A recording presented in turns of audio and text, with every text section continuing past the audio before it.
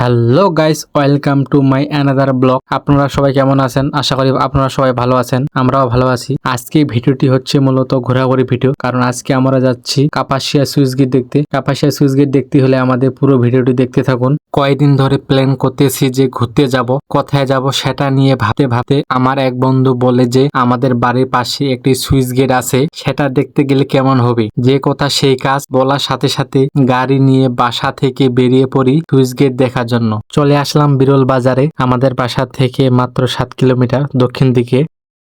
এখন পাম্পে আসলাম গাড়িতে তেল ঢোকার জন্য, গাড়িতে তেল ছিল না। বিরল থানা আমাদের বর্ডার এলাকা বলা হয়, কারণ আমাদের বিরল থানার পরেই দক্ষিণ দিকে ইন্ডিয়া বর্ডার, বলতে গেলে বাংলাদেশের শেষ সীমানায়। আমরা এখন সোজা দক্ষিণ দিকে যাচ্ছি। এদিক অনেক খাল বাগানও আছে, যেতে যেতে দেখা যায় রাস্তায় একেবারে ফাঁকা, তাই আমরা আস্তে আস্তে যাচ্ছি, কারণ গ্রামের রাস্তায় বাঘের মতো গরু ছাগল কুকুর চলে আসে। সামনে বিশাল একটি ব্রিজ দেখে মনে করলাম যে চলে আসছি, কিন্তু সামনে গিয়ে ভুল রাস্তায় গিয়ে দেখা পদ্মা সেতুর ছোট ভাই। দেখে তো আই এম অবাক, এত বড় বিশাল ব্রিজ এখানে তৈরি করতেছে। কিছু দূর যাইতেই সুন্দর একটি জায়গা দেখতে পেলাম, নদীর পাড়গুলো পাথর দিয়ে সুন্দর করে বাঁধের মতো তৈরি করে রাখছে। দেখে অনেক ভালো লাগলো, দেখে অন্যরকম একটা ফিল আসলো, কারণ এত সুন্দর জায়গা যে নদীর পাড়গুলো হবে আগে কল্পনা করতে পারিনি। নদীর পাড়ে গেলে মনে হয় অন্যরকম একটা ফিল।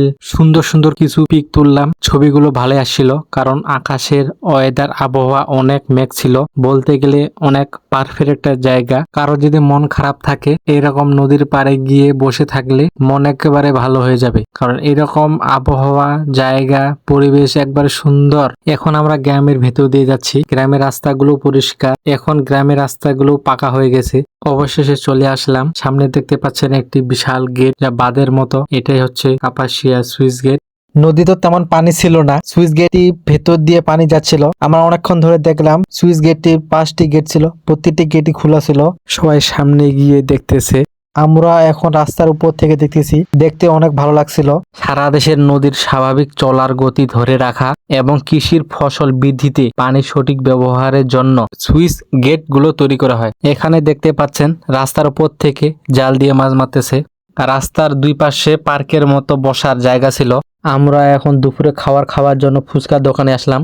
আপনারা দেখতে পাচ্ছেন কিভাবে ফুচকা তৈরি করা হয়। এর আগে আমার ফুচকা খাওয়া হয়নি, তাই এর জন্য আজকে ফুচকা খাওয়ার একটু স্বাদ জাগলো, তাই আমরা 5 জন মিলে 2 প্লেট ফুচকা নিলাম। দেখতেই পাচ্ছেন আমাদের ফুচকা খাওয়ার স্টাইল মনে করেন অন্য লেভেলের, মজাই আলাদা। বিশেষজ্ঞদের মতে এটি এক ধরনের মেয়েদের খাবার। হ্যালো বন্ধুরা, আজকে এই পর্যন্তই। ভিডিওটি ভালো লাগলে লাইক কমেন্ট শেয়ার করে দিন, আর আমাদের ফেসবুক পেজটি ফলো দিয়ে রাখুন আরো পরবর্তী ভিডিও পেতে। আর যারা ইউটিউব থেকে দেখতেছেন তারা আমাদের ইউটিউব চ্যানেলটি সাবস্ক্রাইব করে দিন। ধন্যবাদ সবাইকে।